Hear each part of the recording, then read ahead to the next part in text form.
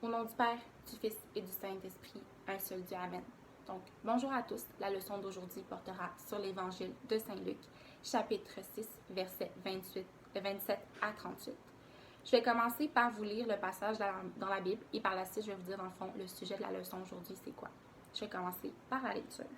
Mais je vous dis, à vous qui m'écoutez, aimez vos ennemis, faites du bien à ceux qui vous haïssent, bénissez ceux qui vous maudissent, priez pour ceux qui vous maltraitent. Si quelqu'un te frappe sur une joue, présente-lui aussi l'autre. Si quelqu'un prend ton manteau, ne l'empêche pas de prendre encore ta tunique. Donne à quiconque te demande et ne réclame pas ton bien à celui qui s'en empare. Ce que vous voulez que les hommes fassent pour vous, faites-le de même pour eux. Si vous aimez ceux qui vous aiment, quel gré vous en sera-t-on? Les pécheurs aussi aiment ceux qui les aiment. Si vous faites du bien à ceux qui vous font du bien, quel gré vous en sera-t-on? Les pécheurs aussi agissent de même.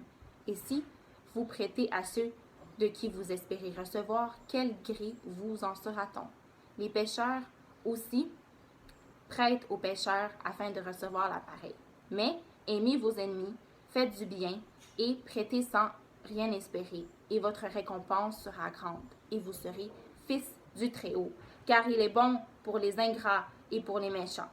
Soyez donc miséricordieux comme votre Père est miséricordieux.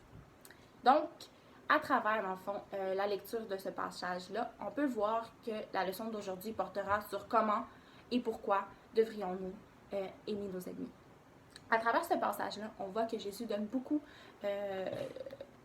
à travers ce passage-là, on voit que Jésus fait un sermon sur la montagne à travers lequel il va donner plusieurs commandements à ses apôtres.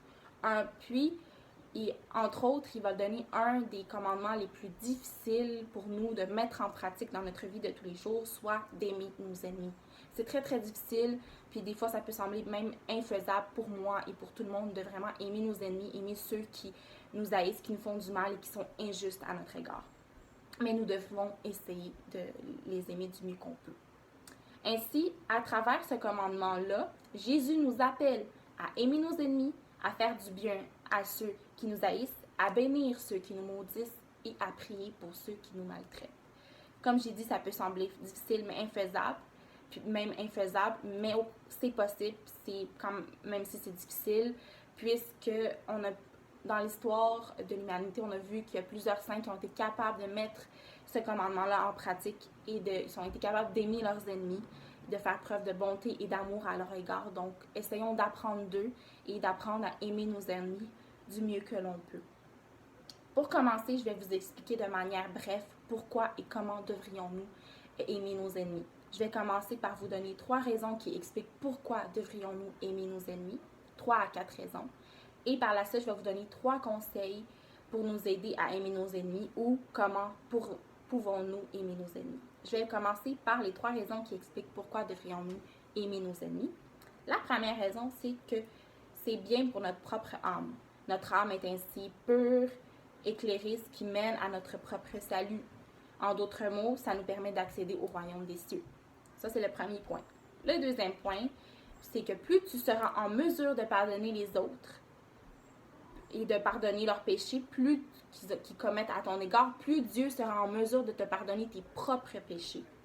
Comment pouvons-nous nous présenter devant Dieu et lui dire de nous pardonner nos péchés si nous-mêmes, nous ne sommes pas en mesure de pardonner les péchés des autres ou les péchés que les autres commettent à notre égard?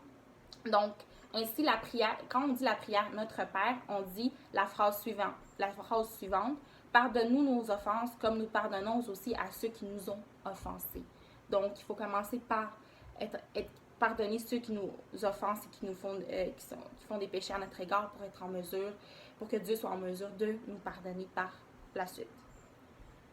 Le troisième point, c'est que quand on apprend à aimer nos ennemis, on apprend à être calme et sage. Quand nous aimons nos ennemis, nous apprenons à être en paix avec nous-mêmes, avec notre propre âme, et par le fait même, on apprend à réfléchir d'une manière correcte et à prendre de meilleures décisions. Donc, ainsi, on apprend qu'est-ce que la sagesse. Le dernier point, c'est qu'en aimant nos ennemis, nous arrivons à prêcher le christianisme à travers le monde entier, tout comme le fait les apôtres. Donc, si nous n'aimons pas nos ennemis, nous ne serons pas en mesure de prêcher les commandements de Dieu et d'être des vrais fils de lumière. Donc, ça, c'est les 4 raisons de pourquoi devrions-nous aimer nos ennemis. Les 4 conseils ou les 3 conseils qui expliquent comment pourrions-nous, dans le fond, aimer nos ennemis sont les suivants. Le premier, c'est à travers la prière. Dieu, à travers la prière, peut nous aider à aimer nos ennemis. Il peut t'aider pour que tu sois en mesure d'ouvrir ton cœur à ces personnes et que tu puisses les pardonner leurs péchés et d'oublier le mal qu'ils ont pu te faire. Dieu aussi, à travers la prière, te supporte. Il t'aide quand tu as l'impression de vivre plusieurs injustices et de vivre beaucoup de mal. Il est là, il est omniprésent, il t'écoute durant ta prière et il te réconforte. Donc ça, c'était le premier point. Le second point, c'est que nous devons être en tout temps reconnaissants. On doit remercier Dieu pour tout, même pour le mal que les ennemis peuvent nous procurer. Donc, soyons donc du mieux qu'on peut reconnaissants et optimistes. Essayons de voir le positif pour être capable d'avancer, même si on a des personnes qui commettent de l'injustice à notre égard et du mal. Le troisième point, c'est qu'il faut en tout temps garder en tout temps Jésus comme un exemple devant nous. Jésus, il a su aimer ses ennemis, puisque c'est un des meilleurs exemples que je pourrais vous donner, puisqu'il s'est crucifié sur la croix par amour pour nous, pour ses ennemis, pour ceux qui l'ont crucifié, et par sa crucifixion, il nous a donné le salut, il nous a permis d'accéder au royaume des cieux. Le quatrième point, c'est qu'avant d'être en mesure d'aimer nos ennemis, nous devrions commencer par aimer nos proches, notre communauté, notre parenté. Pas nécessairement les gens qui sont très très proches de nous, ça peut être des gens qu'on connaît, puis nécessairement qu'on n'a pas nécessairement une grande affinité avec leur personnalité, on n'aime pas certains traits de leur personnalité. Par contre, il faut quand même commencer par aimer ces gens-là parce que ce ne sont pas des gens qui nous font du mal ou qui sont injustes à notre égard. Il faut commencer par aimer ces gens-là pour par la suite être en mesure de pouvoir aimer nos ennemis. Donc, commençons, ça c'est la première étape. Aimons ces personnes-là, nos proches, notre communauté, les gens de notre église et autres, pour être en mesure d'aimer nos ennemis, pour que Dieu puisse ouvrir notre cœur et permettre d'ouvrir notre cœur et de créer une place pour qu'on puisse être en mesure d'aimer nos ennemis. Pour terminer, je vais vous présenter une vidéo dans laquelle Abouna vous explique à travers un sermon pourquoi et comment devrions-nous aimer nos ennemis. Il va aborder quelques points que je viens tout juste de vous expliquer, mais qu'est-ce que j'aime vraiment de ce sermon-là, c'est qu'Abouna utilise beaucoup, dans le fond, il va vraiment essayer de prendre des exemples de la vie de tous les jours, puis d'essayer vraiment de prendre des exemples de la vie de tous les jours, donc c'est vraiment très très intéressant. Puis, c'est ça. Par la suite, je vais aussi vous présenter une seconde séquence vidéo qui est dans le fond un extrait du film d'Abuna Justus Lantoni, qui est un saint. Dans le fond, c'était un moine, puis il était communément appelé le moine silencieux, parce qu'il n'aimait pas trop parler. Donc, il ne parlait que lorsque cela était nécessaire ou primordial pour lui. Puis, ce saint-là, il parlait pas beaucoup parce qu'il voulait éviter tout péché qui pouvait provenir de l'usage de la langue et des paroles et tout ça.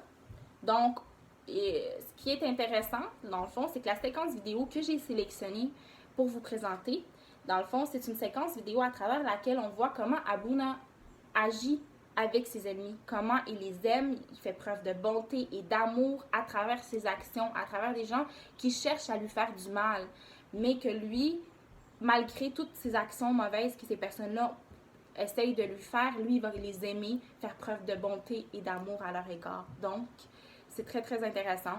Puis, en effet, on voit qu'il va prier pour eux, qu'il va demander à Dieu de les pardonner, puis que lui-même, il arrive à les pardonner.